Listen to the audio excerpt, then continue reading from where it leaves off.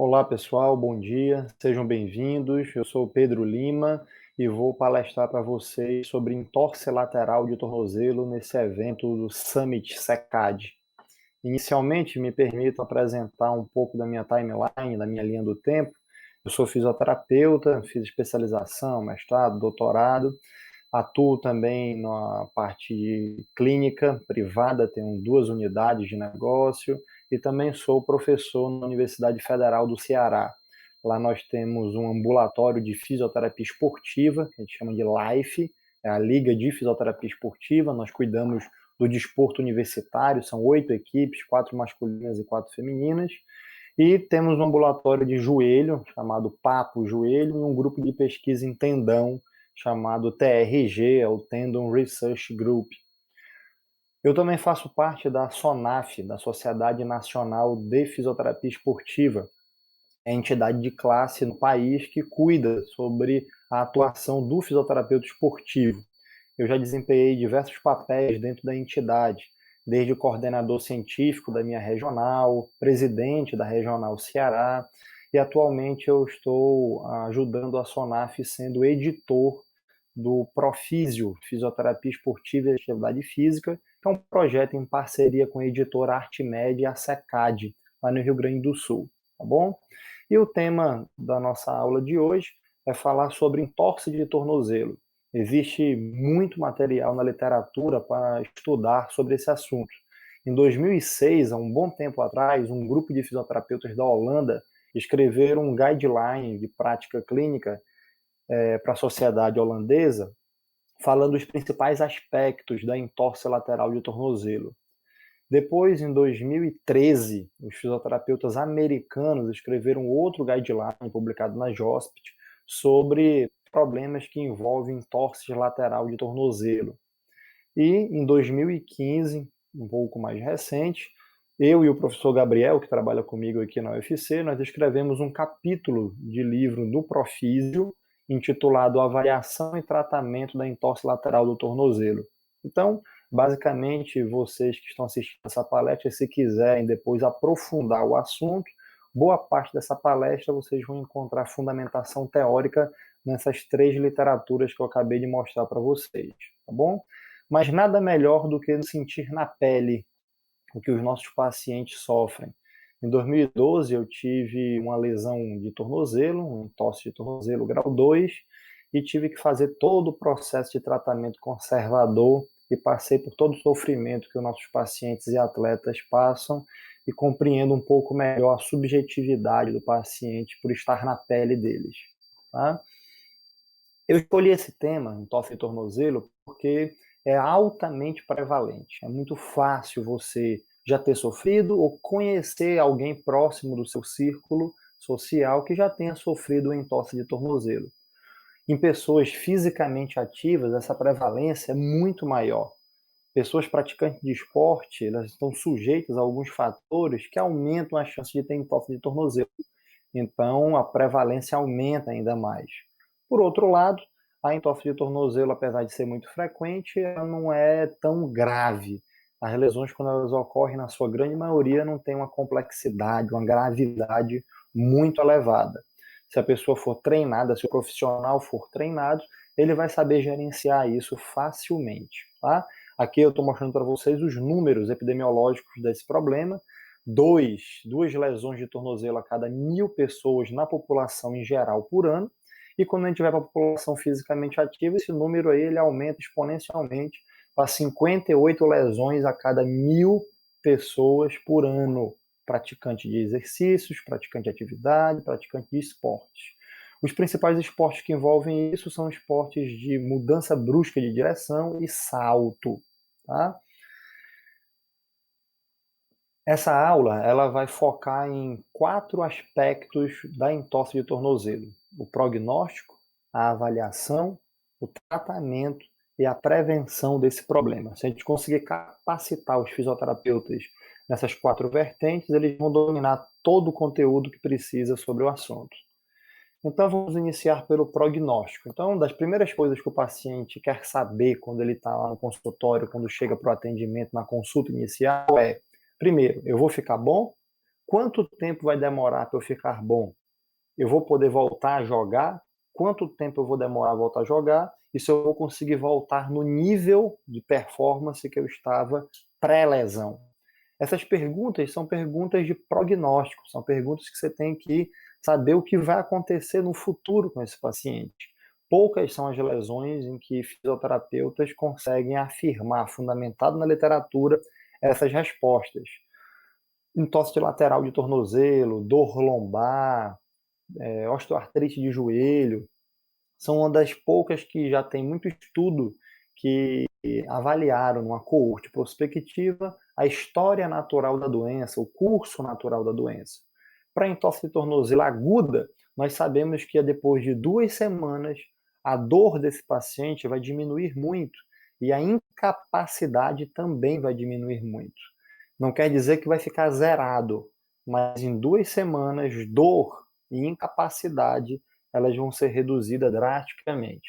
Mas esses pacientes, eles, se não tiverem tratamento adequado, eles depois de 2 anos podem apresentar recidiva da lesão, um novo episódio de lesão. Esses pacientes, depois de 3 anos, ainda apresentam dor, edema, bloqueio de movimentos residual porque não trataram adequadamente. Então, a história natural da doença é o seguinte: em 2 semanas, dor e função são restaurados, mas se não tratar adequadamente, você ainda pode ficar sofrendo com dor residual, edema residual e ser um candidato a uma nova lesão. Os mecanismos de ação que levam a essa lesão a acontecer, conhecidos, são 2. Um entorse que nós chamamos em inversão e um entorse que nós chamamos de eversão. A entorse em inversão, a entorse lateral do tornozelo, é a mais comum, é o mecanismo mais comum que acontece o problema, tá? E essas entorses, elas podem ser classificadas em relação ao tempo. Então, entorse lateral aguda é uma entorse que você vê acontecer, uma das poucas lesões que o fisioterapeuta esportivo tem a oportunidade de ver ela ao vivo acontecendo e atuar imediatamente com o paciente. E a outra, que é a instabilidade crônica, é aquele paciente que já teve uma entorse aguda, não tratou adequadamente e cronificou a lesão. Tá? Nós podemos também ver o quadro geral dessas lesões em relação à entorse aguda. No momento, 24, 48, até 72 horas após o evento. Um edema muito significativo, um inchaço grande, muita dor, dificuldade de jogar o peso do corpo no membro afetado, descarga de peso corporal limitada, e quando você pede para o paciente andar, o padrão de marcha está muito alterado, com muita claudicação. Já o outro, a instabilidade crônica, não tem nada disso. Você consegue apenas, na avaliação do exame físico, perceber que esse paciente tem déficit de estabilidade articular, tem fraqueza da musculatura estabilizadora do tornozelo, déficit de equilíbrio e déficit de propriocepção. Tá? Então, não é dor o problema aqui, não é edema o problema aqui. São esses outros aspectos que precisam ser gerenciados. A entorse de tornozelo, ela tem fatores de riscos conhecidos na literatura. Esses são os fatores intrínsecos e os fatores extrínsecos. São inúmeras coisas que influenciam para um entorse de tornozelo acontecer.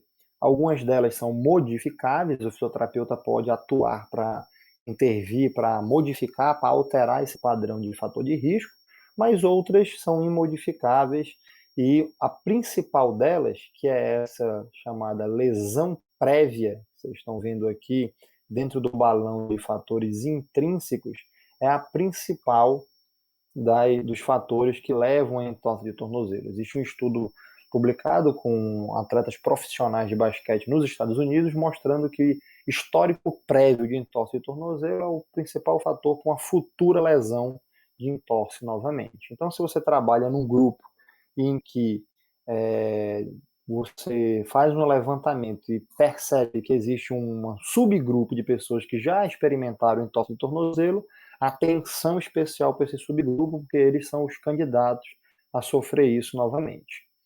E um fator de risco que nós pensávamos que era fator de risco tem muita plausibilidade, né? Faz muito sentido. Uma pessoa que pisa com o pé para dentro, que a gente chama pisada pronada, tem uma entorse em eversão, e uma pessoa que pisa para fora, pisada supinada, tem entorse em inversão. Hoje a literatura mostra para a gente que isso é apenas um achado ao acaso, aleatório.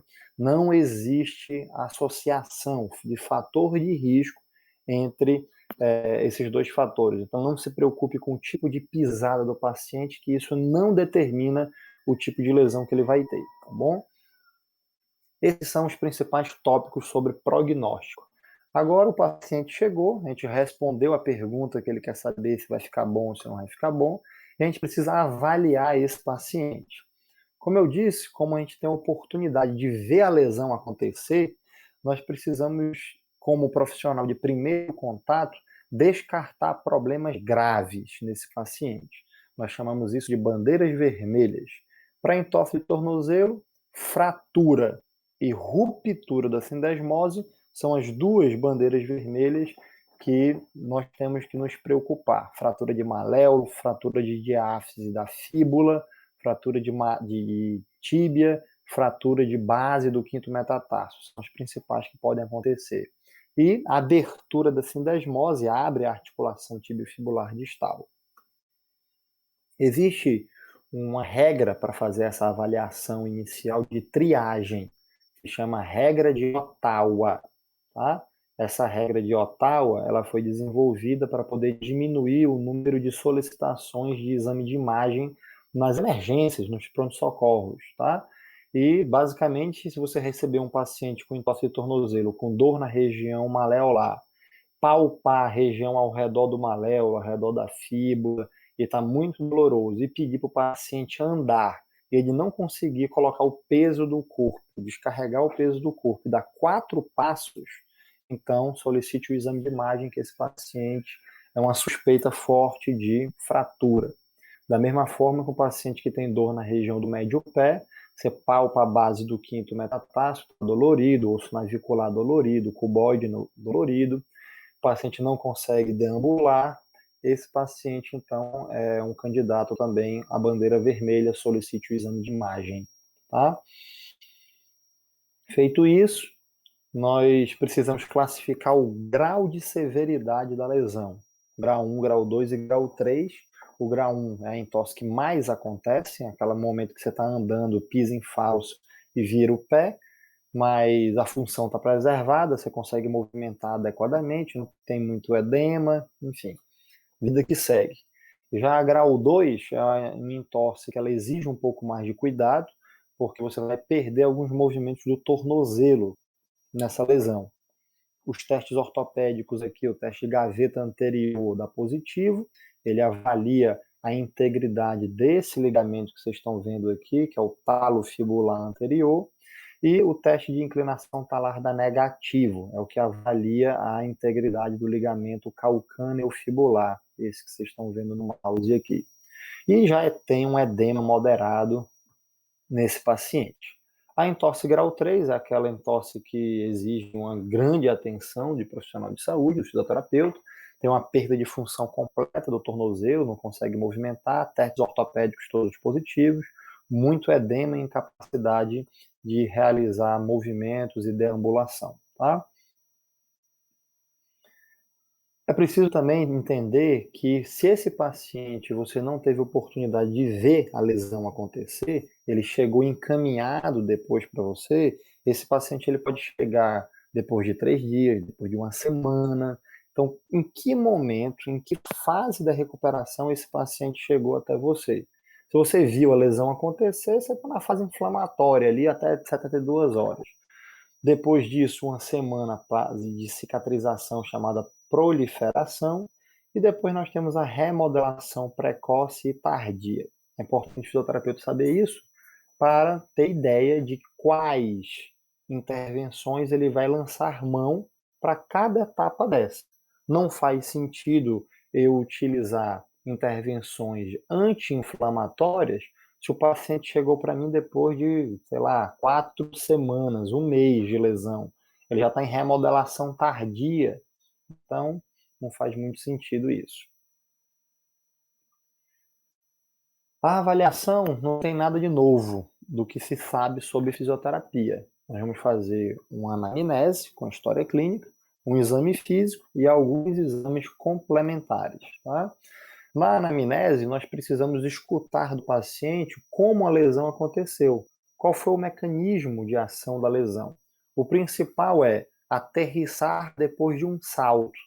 Aterrissar depois de um salto e pisar de mau jeito e torcer o pé, ou pisar em cima do pé do adversário, que é muito comum no vôlei e no basquete. Você salta, quando aterrissa, pisa no pé do adversário e vira o pé. Ou pisar num buraco ou irregularidade no solo. Aqui eu vou mostrar para vocês um vídeo de um outro fator que predispõe bastante em torse de tornozelo. É esse vídeo aqui, ó. Observe que o salto alto, ele diminui muito a base de sustentação, né? Olha aí o tanto que fica instável para poder fazer a deambulação e o paciente acaba aí fazendo várias entorses aí. Lógico que isso é um exagero, né? Mas para brincar aqui, descontrair um pouco. Portanto, esse é o quadro geral de um paciente que tem uma entorse de tornozelo aguda. Muito edema, muito hematoma. Inicialmente, ele faz esse tipo de padrão de inchaço, de edema, predominantemente líquido sinovial aqui. Se tiver ruptura do ligamento, aí que extravasa mesmo o líquido sinovial. Depois dos primeiros dias, quando a gente já faz uma bandagem, o líquido, a água em si diminui, fica o hematoma na geral. E depois de um certo tempo, uma semana no máximo de lesão, fica só esse hematoma residual aqui embaixo do maléolo, que nós chamamos sinal de código de barras. Tá? Então, para avaliar esse inchaço, esse edema do tornozelo, nós realizamos um procedimento chamado perimetria em 8. Você coloca uma fita métrica ou uma trena no tendão do tibial anterior, passa pelo maléolo medial, pelo maléolo lateral, pela base do quinto metro, a planta do pé e volta para o tendão do tibial anterior. Desenhando uma figura de 8, faz de um lado, faz do outro lado não afetado e compara a diferença em centímetros. Geralmente se considera uma diferença importante acima de 2 centímetros de uma perna para outra. Tá? E depois nós fazemos a avaliação do movimento que o paciente ainda consegue fazer com a lesão, após a lesão. É um movimento de mobilização ativa. Vou mostrar aqui um vídeo de um paciente, de um atleta de vôlei, que sofreu entorse de tornozelo e 24 horas depois estava no ambulatório para ser avaliado por nós. Aqui vocês estão vendo o paciente tentando fazer a flexão plantar. Ele não consegue fazer isso no tornozelo, só faz isso com flexão de dedos. Depois a dorsiflexão, ele não passa da linha média, ele só faz extensão dos dedos. Ele tenta fazer inversão e faz rotação interna do quadril. Depois ele tenta fazer eversão e faz rotação externa do quadril. Mas no tornozelo mesmo, ele não movimenta quase nada. Então está com muita perda de movimentação ativa na articulação do tornozelo especificamente. Tá?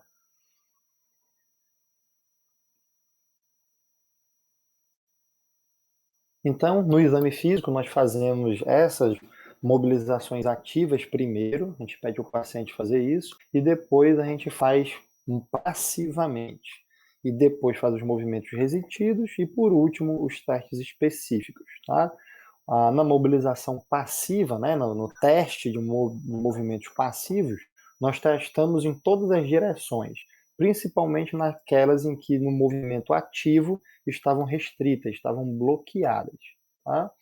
E nós temos que chegar a uma conclusão. Esse quadro aqui, ele mostra para a gente se aquela restrição de ADM, de amplitude de movimento, é porque a articulação está com artrocinemática ruim, rolamento e deslizamento da articulação, se é encurtamento muscular do grupo antagonista, que está atrapalhando o movimento, por exemplo, numa dorsoflexão, o tríceps sural está encurtado, ou se isso é fraqueza dos músculos agonistas, ou seja, se numa eversão, os músculos fibulares não estão ativados, não estão com força suficiente para fazer o movimento.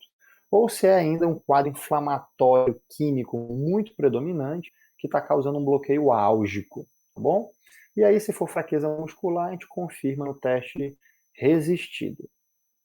Os testes ortopédicos que nós utilizamos nesses pacientes é esse teste A que vocês estão vendo aqui, que é o teste de gaveta anterior, ele avalia a integridade do ligamento talofibular anterior, e o teste de inclinação do talos avalia a integridade do ligamento calcaneofibular, tá? São os dois testes ortopédicos mais importantes que devem ser realizados nesses pacientes. A avaliação da amplitude de movimento nós fazemos preferencialmente em cadeia cinética fechada, porque com o teste de Lange eu consigo avaliar o deslizamento da pinça bimaleolar sobre o talos. Então é o teste de Lange, ele pode ser feito na parede aqui com a fita métrica no chão, ou ele pode ser feito com um inclinômetro aqui na tíbia, tá? Para avaliação, quem tem uma pegada forte aí de terapia manual, de osteopatia, vai precisar fazer uma avaliação de mobilidade das articulações ali. Então, a posição da tíbia, do calcâneo, da fíbula, diástase, esse afastamento da tíbia e da fíbula, queda do arco plantar, tudo isso através de testes de mobilidade intraarticular. A queda do arco plantar ela pode ser avaliada palpando o segundo raio do dedo aqui na vertical e a base do quinto meta na horizontal, palpando essa região que o esperado, normal, é que seja uma palpação soft, suave, tecidos moles. Se houver uma queda da dupla cuboide navicular, essa palpação vai ser um pouco mais dura, um pouco mais dolorida, tá? E chegamos no exame complementar, no raio-x. O normal é você observar no AP um alinhamento do espaço articular entre esses três ossos, o maléolo da fíbula, o maléolo da tíbia e o talos, que é convexo, e um exame inesperado, anormal, seria algo mostrando um desalinhamento desse espaço articular, com a abertura aqui da articulação tíbio-fibular distal, tá?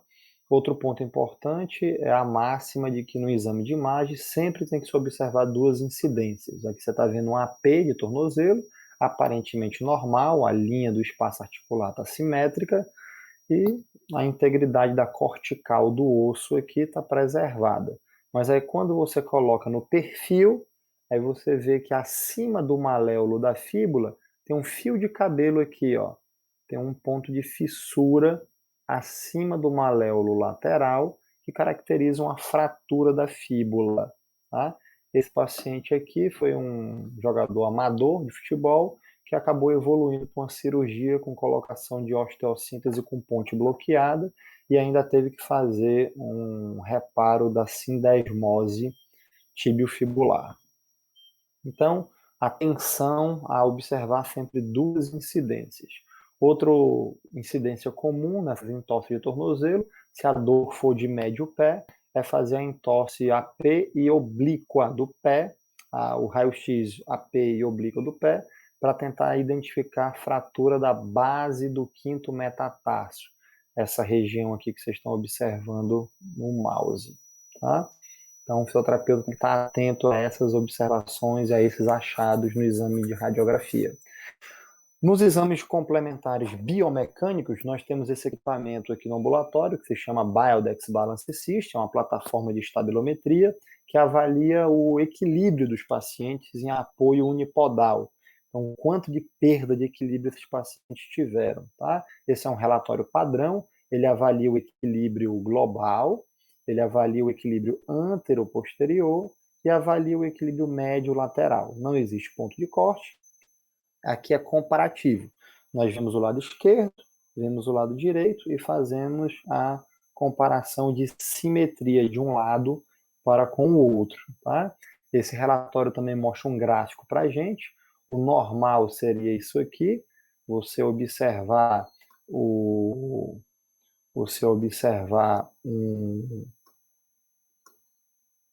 uma elipse de oscilação, ó, dentro do esperado no alvo, tá?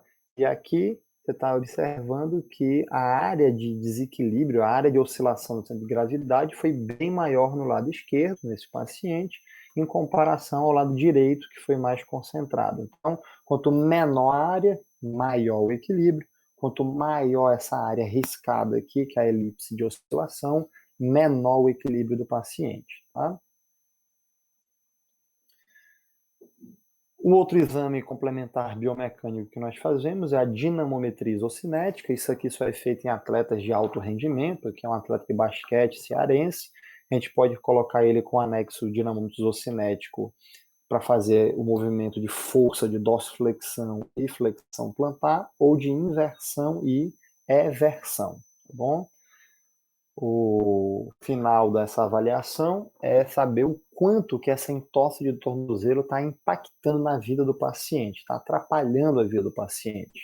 Nós usamos dois questionários, um se chama FAN e o outro se chama LEFES. Ambos já foram traduzidos e validados para o português brasileiro. Nós temos um aplicativo aqui da Life que ele é gratuito e você encontra no Android, versão Android, chamado Physiotherapy Questionnaire. Tá? Eu vou deixar anotado aqui para quem quiser fazer download depois, é gratuito, tá certo? Você encontra esses questionários aqui, é bem intuitivo, ele gera o PDF, depois você pode exportar e anexar isso para a ficha, para o prontuário dos seus pacientes. Vale a pena utilizar na sua rotina, tá? Isso era o que eu tinha para falar para vocês sobre a avaliação de um paciente com entorse lateral de tornozelo. Triagem inicial, descarta a bandeira vermelha, história clínica, identifica qual foi o mecanismo de lesão, se o cara é agudo ou se ele é crônico, vai para o exame físico, vê o que foi afetado. Dor, edema, descarga de peso, capacidade de andar, os movimentos do tornozelo que estão bloqueados, tá bom? E agora a gente vai para o tratamento, como gerenciar esse paciente. Então, a primeira coisa é saber se é um caso cirúrgico ou se é um caso para tratamento conservador. Vocês viram que a entorse por classificação de gravidade, grau 1, grau 2, ela não vai exigir grau cirúrgico. A entorse grau 3, ela só vai exigir um procedimento cirúrgico se ela vier acompanhada de uma fratura grave de fíbula, uma fratura de maléolo, uma fratura extensa da base do quinto metatarso. Isso vai depender também de quem é o paciente, se é um atleta profissional de alto rendimento ou se é um atleta amador, recreativo, que não exige que retorne rapidamente ao esporte, tá bom? Em suma, grande maioria, o tratamento conservador, ele é a linha primeira de opção de tratamento. Aqui é uma revisão da Cochrane, mostrando que não há diferença entre tratamento cirúrgico e conservador nesses casos de paciente com entorse de tornozelo. Tá? Aqui é uma revisão sistemática também da Cochrane, mostrando que mais de 20 estudos, com mais de 2.000 pacientes avaliados, esses pacientes que fazem imobilização, gesso tradicional no tornozelo após um entorse, elas têm uma série de efeitos deletérios de atrofia nos tecidos muscular, ligamentar e articular. Tá? Então, não é uma boa opção fazer imobilização nesses pacientes tradicional com gesso. Um tratamento mais funcional, com suporte externo que permita descarga e movimentação precoce, é o mais indicado. Tá? Aqui uma meta-análise com 22 estudos e mais de 3.000 pacientes analisados, mostrando que não é necessário prescrever remédios de alta complexidade para esses pacientes. Um simples paracetamol teve o mesmo efeito do que anti-inflamatórios esteroidais, hormonais, que causam uma série de outros efeitos colaterais indesejados. Tá? E na fisioterapia, o tratamento inicial desses pacientes é o famoso PRICE, ou POLICE, né? É o tratamento em que você vai fazer contenção da estrutura, proteção, repouso, gelo, elevação do membro, para poder diminuir a chance de criar um edema muito significativo na região. Tá? Cuidado na hora de orientar esses pacientes, na hora de fazer o gelo em casa. Esse aqui foi um atleta de jiu-jitsu nosso, ele teve uma queimadura por causa de gelo, Ele teve uma entorse de tornozelo por causa de uma imobilização na luta de jiu-jitsu, ficou muito inchado, foi fazer gelo e acabou dormindo com o gelo e a compressa. Quando acordou, estava aí a queimadura dele por causa de gelo. Então, cuidado na orientação com os pacientes. O uso preferencial de suporte externo para esses pacientes não é o gesso, como eu mencionei anteriormente. É esse dispositivo que se chama RoboFoot, preferencialmente com um solado de meia-lua, uma cunha de meia-lua, porque não vai forçar tanto o tendão de Aquiles e vai facilitar a deambulação desses pacientes. Isso aqui ele pode tirar, pode colocar, pode tirar para poder fazer fisioterapia precocemente, pode colocar para poder andar nos primeiros dias sem agredir tanta articulação. Enfim, essa é a recomendação. Tá? E, como eu mencionei inicialmente, a evolução do edema é sair do inchaço de água de líquido sinovial, evoluir para um hematoma e depois um hematoma residual embaixo do maléolo lateral, que nós chamamos de sinal de código de barra. Para evitar que isso aconteça, nós podemos utilizar uma estratégia que é um pedaço de borracha, um pedaço de EVA, que a gente recorta e coloca em forma de U, em forma de C, nessa região perimaleolar, e aí faz a compressa de gelo com pressão nessa região, para evitar que aquele edema residual aconteça. Uma alternativa tabajara para fazer isso é pegar uma esponja de cozinha e recortar ela, colocar ela recortada ao redor do maléolo, pega a atadura e coloca a atadura fazendo compressão de distal para proximal, para facilitar esse edema ser drenado o mais rápido possível. Por muito tempo se utilizou as bandagens elásticas, os kinesiotaping, para poder fazer drenagem linfática, tinha toda uma plausibilidade, tinha toda uma explicação biológica de por que isso aqui funcionava, e hoje nós sabemos que isso não passa, nesse caso especificamente, para edema de tornozelo, de placebo. Né? Aqui é um estudo feito por colegas brasileiros que moram na Austrália, mostrando que o kinesiotaping não diminui edema em entorse lateral de tornozelo.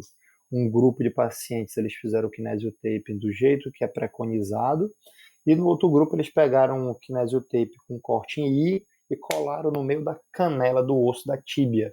Ou seja, os dois grupos tiveram volumetria e perimetria em 8, evoluindo igualmente. Então, puro efeito placebo para essa situação. Outra recomendação do guideline americano é o uso do laser para poder gerenciar aquela reparo tecidual de tendão, de ligamento que foi agredido durante a entorse de tornozelo. Então, facilitar a remodelação tecidual é um importante agente eletrofísico, principalmente desse ligamento talofibular anterior, calcâneo fibular e os tendões dos fibulares. Tá? Ultrassom é um recurso que foi muito utilizado, mas que nós temos uma revisão sistemática publicada na PEN, uma grande revista no mundo, e mostra que com recomendação A, clínicos não deveriam utilizar ultrassom para tratar pacientes com entorse de tornozelo. Ou seja, foram mais de 3 ensaios clínicos comparando ultrassom ligado versus ultrassom desligado, e os pacientes evoluindo sem diferenças entre um grupo e outro. Ou seja, o ultrassom não é um recurso para se utilizar dentro do nosso arsenal para esses pacientes de entorse de tornozelo, tá bom? E quando a gente chega na terapia manual, na osteopatia, quem tem uma pegada, um viés mais de terapia manual, vai precisar, lá na avaliação que foi feita da mobilidade intraarticular, agora vai precisar realizar alguns procedimentos de mobilização e de manipulação de algum desses ossos, tá bom? Então, nós temos respaldo da literatura e a vontade para utilizar essas técnicas de thrust, de manipulação, mobilização, mobilização de tecidos com terapia miofacial. Esse autor aqui, ó, César Fernández de la Peña, é um autor espanhol, publica muito assunto de terapia manual, e nós temos, por exemplo, essa intervenção, que é um thrust de tração para abrir a articulação talocrural. Nós realizamos também um procedimento de mobilização articular grau 4, grau 3, para aumentar o deslizamento posterior do talos. Nós podemos realizar com o paciente em decúbito lateral a mobilidade lateromedial da articulação talo-calcânea para aumentar o vário e o valgo dessa região. Nós podemos realizar procedimentos na fíbula, aqui na primeira foto, que mais acima, vocês estão vendo o procedimento de anteriorização da cabeça da fíbula, e aqui vocês estão vendo o procedimento de posteriorização do maléolo lateral da fíbula. Isso pode ser realizado associando a um tape rígido, a uma bandagem rígida, pode ser até um esparadrapo rígido, que a gente coloca para manter essa posição do maléolo lateral da fíbula mais posterior e mais superior, para evitar impactação na articulação. Tá? Ainda dentro do rol de procedimentos de terapia manual, podemos realizar miofacial, liberação miofacial, inibição do ponto gatilho de tríceps sural, sóleo, gastrocnêmio, fibulares. São músculos que geralmente estão afetados nesses pacientes que sofreram entorse de tornozelo. E aí, cuidado só com excesso, né? A moda que surgiu aí depois das Olimpíadas de 2016, de se fazer ventosa terapia para tudo, deixar os pacientes tudo tatuado aí com o extremo do excesso, né? Cuidado com isso. Outro procedimento que nós realizamos de praxe nesses pacientes que tem bloqueio de tornozelo, para movimentar principalmente em dorsiflexão, é uma técnica do Mulligan chamada MWM, ou seja, movimento com mobilização, tá? Nós usamos um dispositivo que é o cinto de Mulligan, que é esse dispositivo que vocês estão vendo aqui, e o paciente posicionado de joelhos, né, uma perna na frente e outra atrás, nós fazemos o procedimento de anteriorização da tíbia, fixando o talos numa região mais posterior. Isso aumenta muito a amplitude de dorsiflexão dessa articulação, tá? Aqui a seta, o vetor de força, o fisioterapeuta ele traciona esse cinto para trás, tá bom?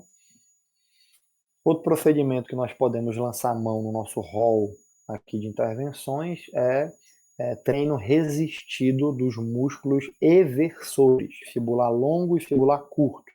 Dentro do método Cabot, na FNP, nós podemos utilizar uma técnica chamada estabilização rítmica ou combinação de isotônicas.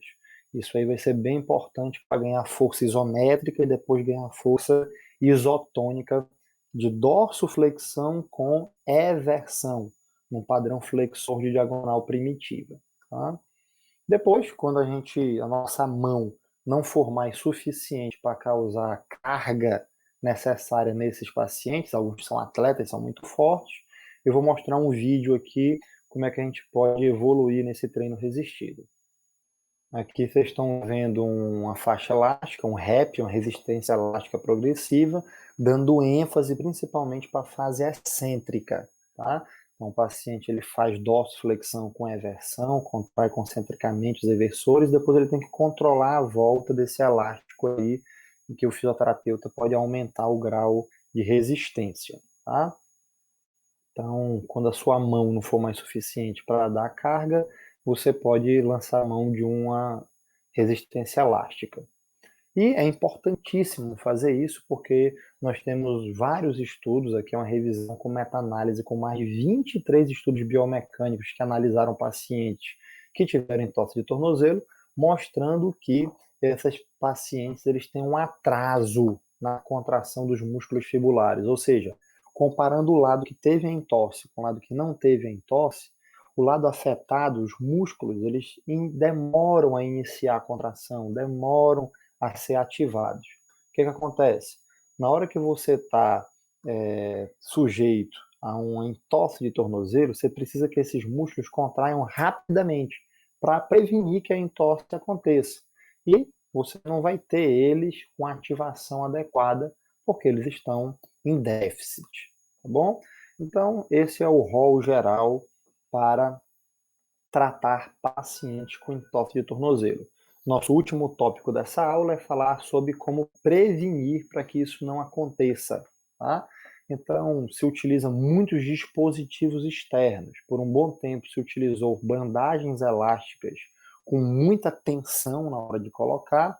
Inúmeros estudos já mostraram que isso não é superior a um brace, a uma tornozeleira, principalmente esse modelo que é de cadastro, um velcro elástico reforçado. Esse é o melhor modelo para poder prevenir o excesso de amplitude de movimento aqui, uma hipermobilidade indesejada que pode causar entorse do tornozelo. Então, não se recomenda o uso de bandagens elásticas, nem que seja com tensão muito grande. Se recomenda o uso realmente de brace, principalmente esse modelo que é com elástico e cadastro. Outro recurso externo que se utiliza muito é bandagem rígida. Bandagem aqui que pode ser até esparadrapo e inelástico, fazendo as famosas botinhas em que você pode configurar ela do jeito que quiser, a limitar o movimento do jeito que quiser, principalmente o excesso de inversão nesses pacientes aqui. É muito comum se utilizar isso. E, sem dúvida nenhuma, o treino sensório-motor, um programa de treino sensório-motor proprioceptivo e de prevenção é o principal recurso que nós podemos utilizar de médio e longo prazo nesses pacientes. Tá? Nós temos uma série de estudos que mostram que pacientes que fazem treinamento proprioceptivo, treinamento de prevenção e sensório-motor, eles têm um risco muito reduzido de sofrer entorse de tornozelo. Tá? Então, todo grande clube, todo grande entidade esportiva que tem esportes coletivos, que tem um grupo de atletas em que o fisioterapeuta tem que se preocupar com o grupo, obviamente que ele tem que lançar mão de um programa de treinamento sensório-motor no grupo para poder prevenir esses episódios indesejáveis. Aqui vocês estão vendo uma curva de sobrevida mostrando que os indivíduos que não adotam medidas nenhumas de prevenção, nem enfaixamento, nem tornozeleira e nem treino sensório-motor, esses indivíduos eles evoluem com um risco muito aumentado de entorse de tornozelo, tá bom? Então, atenção fisioterapeuta para cuidar antes que a lesão aconteça, tá? Aqui são alguns equipamentos que nós utilizamos para poder fazer descarga de peso corporal, equilibrar a distribuição do peso corporal. Aqui são dispositivos que a gente utiliza também para poder fazer um treino mais lúdico, em que o paciente precisa, o atleta precisa aumentar o seu grau de deslocamento do centro de gravidade em todas as direções, para poder treinar essa sua capacidade de equilíbrio, de deslocar o centro de gravidade. É um treino de limites de estabilidade, que se chama. Tá? E, sem dúvida nenhuma, superfícies instáveis são muito bem-vindas nesses pacientes. Balancinho, prancha de instabilidade, bozu, dynamic disc, caixa de areia, tudo que você puder lançar mão de recurso que cause uma perturbação, uma instabilidade e que o paciente precise restaurar o equilíbrio dessa perturbação. Tá? E aí você tem inúmeros recursos que podem ser utilizados dentro dessa lógica do treino proprioceptivo, treino sensório-motor, né? Uma nomenclatura mais adequada. Tá? Vou passar aqui um vídeo agora para vocês que resume bem as principais intervenções, exercícios que podem ser utilizados dentro de um programa de treino sensório-motor, tá bom?